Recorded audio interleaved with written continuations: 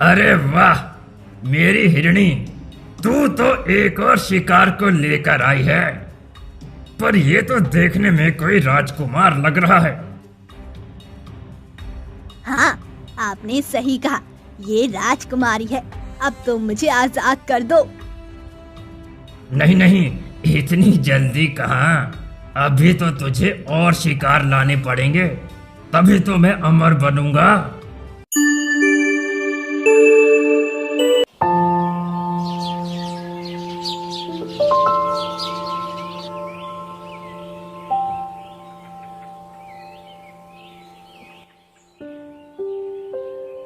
बहुत समय पहले की बात है। एक गांव में राघव अपनी माँ के साथ रहा करता था।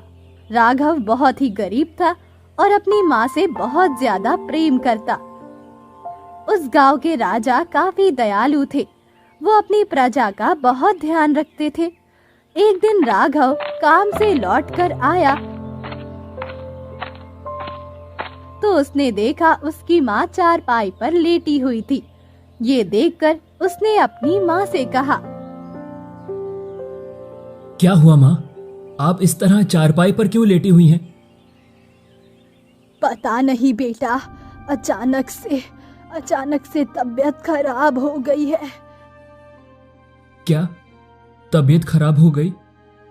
रुकिए, मैं अभी आपके लिए औषधि लेकर आता हूँ। नहीं, औषधि की जरूरत नहीं है। लगता है अब मैं बूढ़ी हो गई हूँ, इसीलिए। आप ऐसा क्यों कह रही हैं माँ? आप जल्दी ही ठीक हो जाएंगी। मैं अभी आपके लिए औषधि लेकर आता हूँ। ये कहकर राघव औषधि लेने के लिए चला गया। वहीं दूसरी तरफ महल में राजा काफी ज्यादा परेशान बैठे हुए थे। उनके सामने सेनापति खड़ा था, जिसके चेहरे पर चिंता के भाव थे। इस पर सेनापति ने राजा से कहा, बताइए महाराज, हमें क्या करना चाहिए? मुझे तो कुछ समझ में ही नहीं आ रहा। क्या करूं? पता नहीं जंगल में जादू हिरणी कहां से आ गई है और उसका रहस्य क्या है। हाँ, ये तो आपने बिल्कुल ठीक कहा महाराज। कोई कहता है वो स्वर्ण हिरणी है, तो कोई कुछ कहता है, समझ नहीं आ रहा। इस पर राजकुमार ने कहा, पिताजी, अगर आपकी आज्ञा हो तो मैं जंगल जाकर स्वयं पता लगाऊं? नहीं नहीं बेटा, तुम अकेले मत जाओ, क्योंकि मुझे तो डर लग रहा है। आप राजा होकर डर रहे हैं? हमें इस रहस्य को सुलझाना चाहिए। हाँ, राजकुमार एकदम ठीक कह रहे हैं महाराज, क्योंकि अगर इस रहस्य को सुलझाया नहीं गया तो वो मायाजाल बन जाएगा। वैसे भी वो जादुई हिरणी शायद हम लोगों के लिए खतरनाक भी हो सकती है। ये सुनकर राजा सोच में पड़ गए। इस पर उन्होंने कहा, ठीक है राजकुमार, आप जाइए, पर जल्द ही उस रहस्य को सुलझा कर आइएगा। हाँ पिताजी, मैं जल्द ही उसका रहस्य सुलझा कर आऊंगा। ये कहकर राजकुमार अकेले ही उस जादुई हिरणी का पता लगाने के लिए निकल गए। वहीं दूसरी तरफ राघव काफी ज्यादा परेशान था, क्योंकि उसकी माँ को कुछ आराम ही नहीं मिल रहा। वही पैसे ना होने की वजह से वो उनका अच्छी तरह इलाज भी नहीं कर पा रहा था। हे भगवान, आपने मुझे इतना गरीब क्यों बना दिया? मैं अपनी माँ का इलाज कैसे कराऊं? कुछ समझ में नहीं आ रहा। मेरी माँ को जल्द से जल्द ठीक कर दीजिए, मैं उनके बिना नहीं रह सकता हूँ। अरे बेटा, तू इतना परेशान क्यों हो रहा है? वैसे भी अब मैं बूढ़ी हो चुकी हूँ। आप ऐसा क्यों कह रही हैं माँ? मैं कोई ना कोई रास्ता निकाल लूंगा और आपको सही कराऊंगा। आपको कुछ नहीं होगा। वहीं दूसरी तरफ जंगल में एक सुंदर सी हिरणी इधर से उधर घूम रही थी। उसकी सुंदरता ऐसी थी कि कोई भी शिकारी उसे पकड़ने के लिए मजबूर हो जाए। तभी हिरणी एक जगह रुकी, पर तभी उसे ऐसा लगा जैसे कोई उसकी तरफ आ रहा है और वो वहां से अचानक गायब हो गई।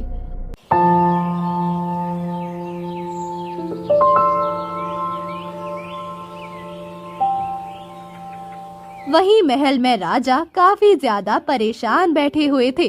तभी सेनापति ने उनसे कहा,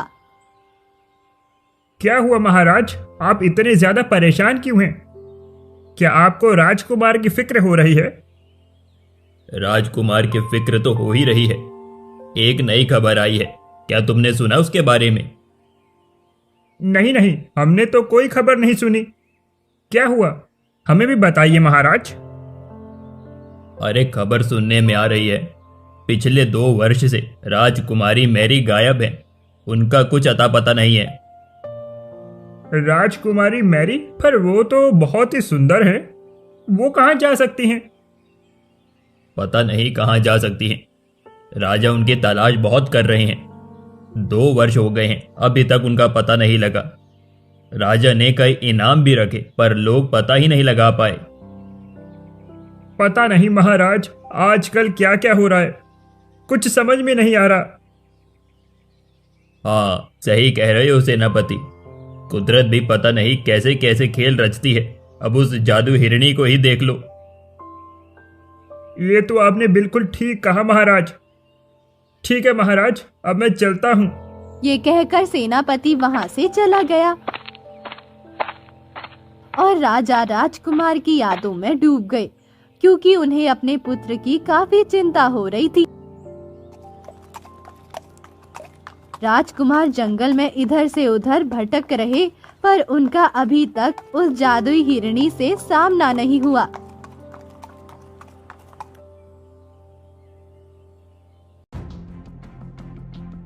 बड़ी हैरानी वाली बात है, मुझे जंगल में आए 1 हफ्ता गुजर गया है, पर अभी तक मुझे जादुई हिरणी नहीं मिली। क्या ये अफवाह तो नहीं है? राजकुमार को कुछ समझ नहीं आ रहा था। तभी राजकुमार को किसी के चिल्लाने की आवाज सुनाई दी। ऐसा लगा जैसे कोई चिल्ला रहा हो, बचाओ बचाओ, मेरी मदद करो, बचाओ बचाओ। आवाज को सुनकर राजकुमार काफी ज्यादा हैरान हुए और उसी तरफ चले गए। वहां जाकर उन्होंने देखा तो कोई नहीं था। तभी अचानक उनके पीछे वही जादुई हिरणी खड़ी हुई थी। हिरणी को देखकर वो काफी ज्यादा हैरान हुए। अरे, यहाँ पर तो कोई नहीं, सिर्फ ये हिरणी है। ये तो देखने में बहुत ही सुंदर है। कहीं यही तो। राजकुमार अभी ये सब कह ही रहे थे कि तभी अचानक वो एक जाल में कैद हो गई और ऐसा लगा जैसे उन पर किसी ने कुछ डाल दिया हो, जिससे वो बेहोश हो गए। दूसरी तरफ जब राजकुमार महल नहीं लौटे तो राजा काफी ज्यादा परेशान हो गया और उन्होंने सेनापति से कहा, सेनापति, अब हमें राज्य में ऐलान करना चाहिए, क्योंकि राजकुमार अभी तक लौट कर नहीं आए। हाँ महाराज, 1 हफ्ता होने के लिए आ गया है। बताइए क्या ऐलान करना है? जो भी हमारे बेटे को ढूंढ कर लाएगा उसे 1 लाख स्वर्ण मुद्राएं दी जाएंगी। क्या महाराज, 1 लाख? पर ये तो बहुत ज्यादा है। मुझे पता है, पर हमारे बेटे से बढ़कर नहीं है। ये सुनकर सेनापति ने गांव में जाकर ये ऐलान कर दिया। उस समय राघव घर पर अपनी माँ की सेवा कर रहा था। जब उसने ये ऐलान सुना तो वो काफी ज्यादा हैरान हुआ। अरे, ये ऐलान कैसा हो रहा है? मुझे बाहर जाकर देखना चाहिए। राघव अपने घर से बाहर निकला तो उसने देखा सेनापति ऐलान कर रहे थे, जो कोई भी राजकुमार को ढूंढ कर लाएगा उसे 1 लाख स्वर्ण मुद्राएं दी जाएंगी। ये कहकर सेनापति वहां से चले गए, जिस पर राघव काफी ज्यादा हैरान हो गया। अरे, राजकुमार कहाँ चले गए? और राजा उन्हें ढूंढ कर लाने वाले को 1 लाख स्वर्ण मुद्राएं दे रहे हैं। ये तो बहुत ही अच्छा अवसर होगा। ये कहकर वो अपनी माँ के पास आया और बोला, माँ, आपको पता है राजकुमार कहीं चले गए हैं। अच्छा, इसीलिए ये ऐलान हो रहा था। हाँ माँ, और राजा ने ऐलान कराया है जो कोई भी राजकुमार को ढूंढ कर लाएगा वो उसे 1 लाख स्वर्ण मुद्राएं देंगे। ये तो बहुत अच्छी बात है बेटा। क्या तू राजकुमार को ढूंढने के लिए जाएगा? हाँ माँ, मैं राजकुमार को ढूंढने के लिए जाऊंगा। भगवान ने मुझे एक मौका दिया है, शायद इससे हम लोग अपनी गरीबी को मिटा सकें। वैसे भी मुझे तुझे किसी भी हालत में ठीक करना है।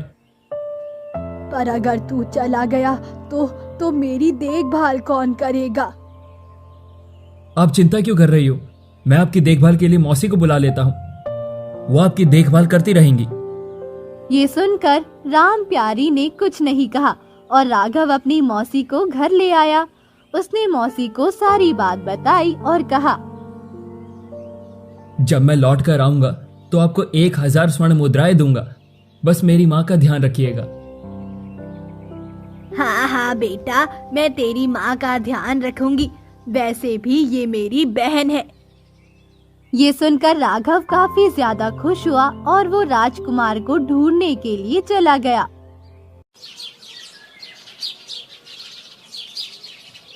वहीं दूसरी तरफ राजकुमार एक पेड़ के नीचे बेहोश पड़ा हुआ था, जहाँ पर वो जादुई हिरणी खड़ी हुई थी। तभी अचानक वहाँ पर किसी की आहट हुई और हिरणी ने देखा वहाँ एक जिन था। अरे वाह, मेरी हिरणी, तू तो एक और शिकार को लेकर आई है। पर ये तो देखने में कोई राजकुमार लग रहा है। हाँ, आपने सही कहा, ये राजकुमारी है। अब तो मुझे आजाद कर दो। नहीं नहीं, इतनी जल्दी कहाँ। अभी तो तुझे और शिकार लाने पड़ेंगे, तभी तो मैं अमर बनूंगा। अब मैं तुम्हारे लिए कोई काम नहीं करूंगी। अगर तुम काम नहीं करोगी तो मैं तुम्हें आजाद भी नहीं करूंगा। अब तुम्हारी इच्छा। ये सुनकर जादुई हिरणी की आंखों में आंसू आ गए और वो वहाँ से चली गई। दूसरी तरफ राघव जंगल में आ गया। उसने इधर उधर देखा तो थोड़ा घबरा गया। जंगल तो बहुत ही ज्यादा घना है। मैं यहाँ कहाँ राजकुमार को ढूंढूं? मुझे तो कुछ समझ में नहीं आ रहा। इसके बाद राघव जंगल के अंदर चला गया। अभी वो कुछ दूरी पर ही आया था, तभी उसे किसी के चिल्लाने की आवाज सुनाई दी। बचाओ, बचाओ, मेरी मदद करो, बचाओ, बचाओ। अरे ये आवाज किसकी है? ऐसा लगता है जैसे कोई मदद मांग रहा हो। मैं जाकर देखता हूँ। इसके बाद राघव जंगल के अंदर चला गया। वहां जाकर देखा तो एक हिरणी थी। हिरणी देखने में काफी सुंदर थी। हिरणी को देखकर राघव थोड़ा हैरान हुआ। अरे यहाँ पर तो कोई भी नहीं है, फिर ये आवाज कौन मार रहा था? तभी फिर से आवाज आई। बचाओ, बचाओ, मैं ही तुम्हें बुला रही थी, मेरी मदद करो। हिरणी को बोलता देख राघव काफी ज्यादा हैरान रह गया, क्योंकि आज से पहले उसने कभी भी हिरणी को बोलते हुए नहीं देखा था। ये कैसे हो सकता है? तुम बोल कैसे सकती हो? नहीं नहीं, तुम जरूर कोई मायावी हो। हे भगवान, मुझे यहाँ से भागना होगा। नहीं नहीं, तुम कहीं मत जाओ। मैं जादुई हिरणी हूँ, इसीलिए बोल सकती हूँ। क्या जादुई हिरणी? पर मैंने तो ऐसे किसी हिरणी के बारे में नहीं सुना। मैं इस जंगल में रहती हूँ, मेरी मदद करो। राघव ने हिरणी को ऊपर से नीचे देखा। उसे देखकर लग तो नहीं रहा था कि उसे मदद की जरूरत हो। इस पर राघव ने कहा, वैसे तुम्हें देखकर लग नहीं रहा कि तुम्हें मदद की जरूरत है। क्या मदद चाहिए? मेरे साथ चलो, मेरे बच्चे दलदल में फंस गए हैं। क्या तुम्हारे बच्चे दलदल में फंस गए? बड़ी हैरानी वाली बात है। तुमने उन्हें निकाला नहीं? नहीं, मैं सिर्फ बोल सकती हूँ, बाकी कुछ नहीं कर सकती। तुम मेरी मदद करो, वरना मेरे बच्चे मर जाएंगे। हिरणी की बात सुनकर राघव उसकी मदद के लिए उसके पीछे चला गया। दूसरी तरफ राजा महल में काफी ज्यादा परेशान था। हे भगवान, पता नहीं मेरा बेटा कहाँ है। उस जादू हिरणी ने कहीं मेरे बेटे को मार तो नहीं दिया। ये सब क्या हो रहा है भगवान, मेरे बेटी की रक्षा करना। तभी वहाँ सेनापति आया और बोला, महाराज, अभी तक राजकुमार का कुछ पता नहीं लगा। बहुत सारे सैनिक गए पर उन्हें अभी तक राजकुमार नहीं मिले, ना ही जादुई हिरणी मिली है। क्या ये कैसे हो सकता है? आखिर ये सब क्या रहस्य है? मुझे खुद समझ नहीं आ रहा महाराज। वहीं दूसरे राज्य से भी खबर आई है कि राजकुमारी मैरी को ढूंढा जाए। पर हम लोग तो खुद ही अपने राजकुमार को ढूंढ रहे हैं। हम भला उनकी मदद क्या करेंगे?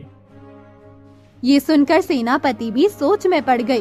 किसी को कुछ समझ नहीं आ रहा था कि आखिर ये सब क्या हो रहा। वहीं जंगल में राघव हिरणी के पीछे चलता हुआ एक पेड़ के पास आ गया। पेड़ के पास आने के बाद राघव काफी ज्यादा हैरान हुआ, क्योंकि वहाँ ना कोई दलदल था, ना ही हिरण के बच्चे थे। इस पर राघव ने कहा, यहाँ पर तो कोई भी नहीं है, मुझे यहाँ पर क्यों लेकर आई हो? तभी एक आवाज आई, क्योंकि मैंने इसे कहा था, इसीलिए। ये सुनकर जब राघव ने उस तरफ देखा तो वो हक्का बक्का रह गया, क्योंकि वहाँ पर एक जिन था। जिनको देखकर राघव ने कहा, हे भगवान, लगता है आज का दिन ही खराब है। हाँ, सही कह रहे हो। मैं जिन हूँ और अब तुम्हें मेरे लिए अपनी बलि देनी पड़ेगी। क्या बलि? इसका मतलब ये हिरणी मुझे फंसा कर लेकर आई है। तुमने मुझसे झूठ बोला, मुझे पहले ही समझ जाना चाहिए था। ये सुनकर जादुई हिरणी के नीचे नजर कर ली। तभी राघव की नजर गई कि पेड़ की दूसरी तरफ राजकुमार बेहोश पड़े हुए थे। राजकुमार को देखकर राघव ने कहा, अरे, ये तो वही राजकुमार है जिनकी तलाश में मैं आया हूँ। ये सुनकर जादुई हिरणी को सब समझ में आ गया। इस पर जिन ने कहा, ये तो बहुत ही अच्छी बात है ना। अब ना ही राजकुमार यहाँ से जाएंगे और ना ही तुम। अब तुम लोग मेरे शिकार बनोगे।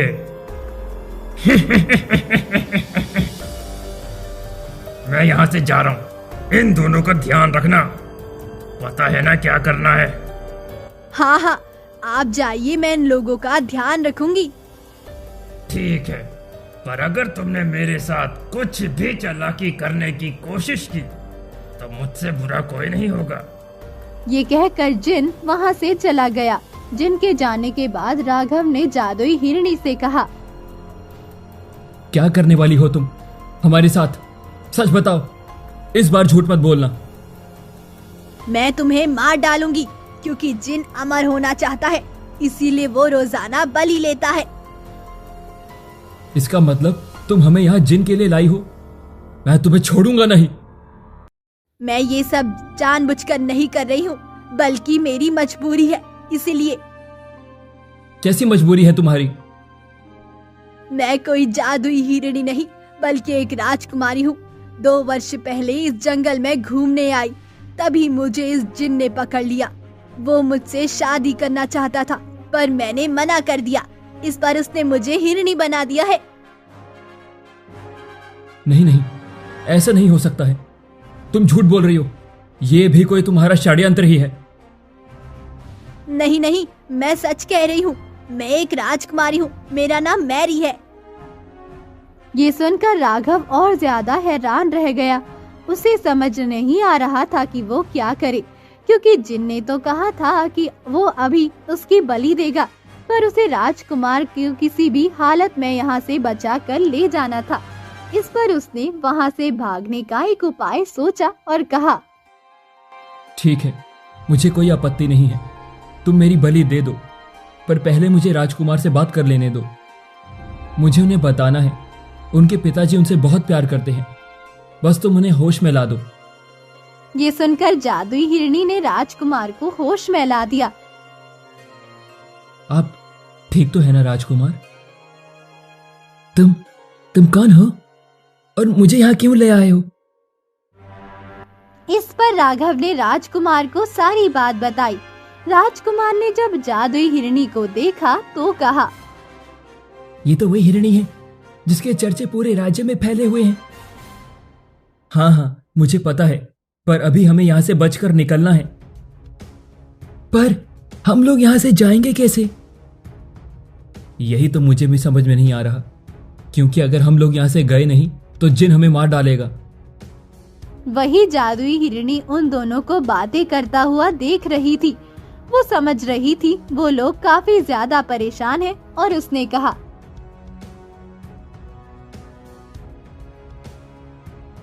मैं तुम्हारी मदद कर सकती हूँ अगर तुम उस जिन को मार दो। ये सुनकर राघव ने कहा, हम कुछ समझे नहीं, जिनको कैसे मारा जा सकता है?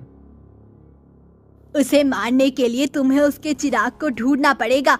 वो चिराग यहीं कहीं गुफाओं में कैद है। उस चिराग को ढूंढकर तुम्हें उसे 3 बार घिसना है, जिससे जिन उसी चिराग के अंदर चला जाए। पर तुम हमारी मदद क्यों करना चाहती हो? तुम तो खुद उस जिन के साथ मिली हुई हो। नहीं नहीं, मैं उसके साथ नहीं मिली हुई हूँ, मैंने तुम्हें बताया तो। पर राघव को जादुई हिरनी की बातों पर विश्वास नहीं हुआ। वहीं दूसरी तरफ राघव की माँ राम प्यारी काफी ज्यादा परेशान थी, क्योंकि राघव अभी तक लौट कर नहीं आया और उन्होंने अपनी बहन विमला से कहा, अभी तक ये राघव लौट कर क्यों नहीं आया? पता नहीं वो किस हाल में होगा। तुम परेशान मत हो, वरना तुम्हारी तबीयत खराब हो जाएगी। मैं नहीं चाहती हूँ तुम्हें कुछ हो जाए, क्योंकि राघव तुम्हें मेरे भरोसे छोड़ गया है। हाँ, ये तो तुम बिल्कुल ठीक कह रही हो बहन। मैं भी अपने बेटे का ही इंतजार कर रही हूँ। हे भगवान मेरे बेटे की रक्षा करना, क्योंकि उसके सिवा मेरा कोई नहीं है। वहीं दूसरी तरफ राघव ने राजकुमार से कहा, आप इसकी बातों में मत आना। इसने मुझे भी अपनी बातों में फंसाकर इसी तरह बेवकूफ बनाया था और यहाँ पर ले आई। हमें यहाँ से जल्द चलना चाहिए। पर पता नहीं राजकुमार का मन बार बार उस हिरनी पर आकर रुक गया और उन्होंने कहा, पर मुझे ऐसा लग रहा है ये हिरनी इस बार सही कह रही है। ये आप क्या कह रहे हैं? मुझे नहीं लगता। मुझे आपको जल्द से जल्द महाराज के पास पहुंचाना है, क्योंकि उनका यही आदेश है। हाँ, मुझे पता है, तो मुझे मत बताओ। वैसे भी मैंने अपने पिता से कहा था कि मैं इस रहस्य को सुलझाऊंगा, तो बस वही काम कर रहा हूं। हमें इसकी मदद करनी चाहिए, क्योंकि अगर जिन बच गया तो वो लोगों को इसी तरह मारता रहेगा। ये सुनकर राघव सोच में पड़ गया, क्योंकि राजकुमार बिल्कुल ठीक कह रहे थे। और राघव ने कहा, तो फिर अब हमें करना क्या चाहिए? तुम ऐसा करो, तुम इस जादुई गुफा के बारे में पता लगाओ। मैं तब तक इस जादुई हिरनी के साथ रहता हूं। पर अगर वो जिन आ गया तो आप उसे कहेंगे क्या? जिन अभी नहीं आएगा, वो शाम के समय आएगा। तब तक आप लोगों के पास समय है। आपको जो करना है जल्दी कीजिए। ठीक है, मैं अभी उस चिराग का पता लगा कर आता हूं, पर इस तरह मैं उसे कहां ढूंढूंगा? कोई और रास्ता नहीं है। तभी हिरनी उसे एक पेड़ के पास ले आई, खोदना शुरू कर दिया। खोदने पर उसे एक चमकीला पत्थर मिला और उसने राघव से कहा, इस पत्थर को उठा लो। ये पत्थर जहाँ तेज चमकने लगे वहीं वो जादुई चिराग होगा। ये सुनकर राघव ने उस पत्थर को ले लिया और चिराग को ढूंढने के लिए निकल गया। राघव जंगलों में उस जादुई चिराग को गुफाओं में ढूंढ रहा था। पता नहीं वो जादुई चिराग कहाँ है। मुझे ऐसा क्यों लग रहा है कि हिरनी झूठ बोल रही है। हे भगवान, राजकुमार को कुछ हो ना जाए। अगर राजकुमार को कुछ हो गया तो मेरा इनाम मारा जाएगा और राजा मुझे भी मार डालेंगे। राघव काफी ज्यादा परेशान था, क्योंकि उसे अपनी माँ को किसी भी तरह सही करना था। वहीं राजकुमार जादुई हिरनी के साथ बैठा हुआ था। तभी अचानक वहाँ पर जिन आ गया। जिन ने जब राजकुमार को होश में देखा तो कहा, ये होश में कैसे आया? क्या तुम इसे होश में लाई हो? हाँ, मैं ही इसे होश में लाई हूँ और अब तुम्हारा अंत निश्चित है। ये सुनकर जिन काफी ज्यादा हैरान हुआ। उसने इधर उधर देखा तो राघव वहाँ नहीं था और उसे सब समझ में आ गया और जिन ने चिल्लाते हुए कहा, इसका मतलब तुमने मेरे साथ गद्दारी की है। अब तुम्हें इसका हर्जाना भुगतना पड़ेगा। अब तुम्हें अपनी जान से हाथ धोना पड़ेगा। मुझे अपनी जान की परवाह नहीं है, वैसे भी मैं इस रूप में खुश नहीं हूँ। तुम इसे कुछ नहीं कर सकते हो, समझे? ये सुनकर जिन जोर जोर से हंसने लगा और बोला, अच्छा, तो अब तुम बचाओगे इसे? तुम्हें पता नहीं कि मैं कितना शक्तिशाली हूँ। हाँ हाँ, मुझे पता है, पर तुम इस हिरणी को कोई भी चोट नहीं पहुंचा सकते। अरे बेवकूफ राजकुमार, ये कोई हिरणी नहीं बल्कि एक सुंदर राजकुमारी है जिसे मैंने हिरणी बना दिया है। ये सुनकर राजकुमार काफी ज्यादा हैरान हो गया और तभी जिन ने राजकुमार पर हमला कर दिया, जिससे राजकुमार थोड़ा घायल हो गया। ये देखकर हिरणी काफी ज्यादा परेशान हुई और बोली, ये तुम क्या कर रहे हो? राजकुमार को छोड़ दो। नहीं, अब तुम दोनों मारे जाओगे। मैं किसी को नहीं छोड़ूंगा। ये कहकर जैसे ही जिन हमला करने वाला हुआ वैसे ही वो अचानक से गायब हो गया।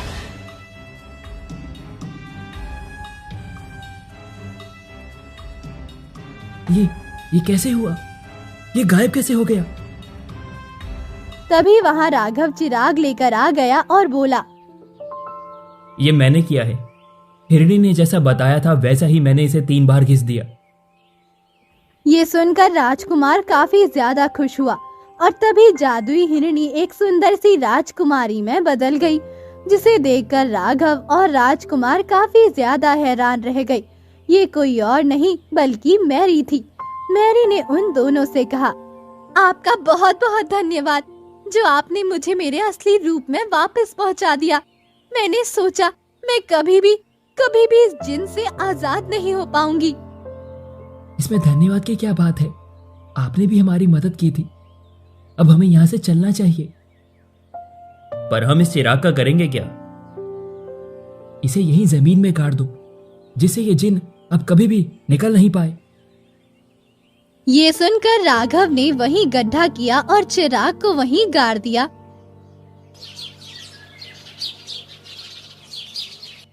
इसके बाद वो लोग महल आ गए।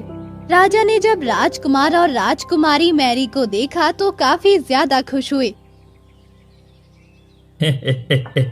हमें बहुत खुशी है राघव, जो तुम हमारे बेटे और राजकुमारी मैरी को लेकर आए।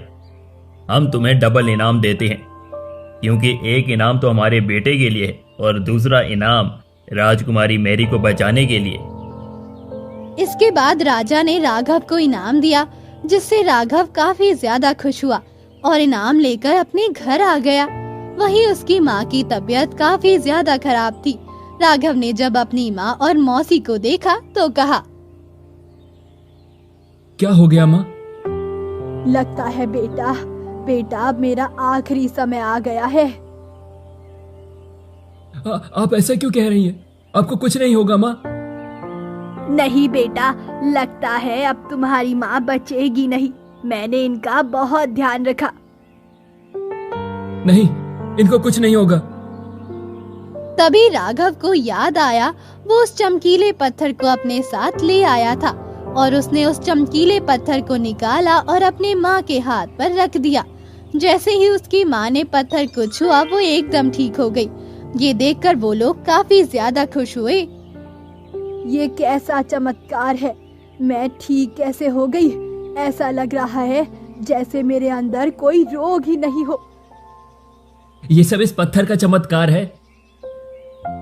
इसके बाद राघव ने अपनी माँ को सारी बात बताई, जिसे सुनकर उसकी माँ और मौसी काफी ज्यादा खुश हुई और फिर राघव ने विमला को 1000 स्वर्ण मुद्राएं दी और कहा, ये लीजिए मौसी, मैंने आपसे जो वादा किया था वो पूरा करता हूँ। ये सुनकर विमला काफी ज्यादा खुश हुई और अब राघव बहुत ज्यादा खुश था कि उसकी माँ अब ठीक है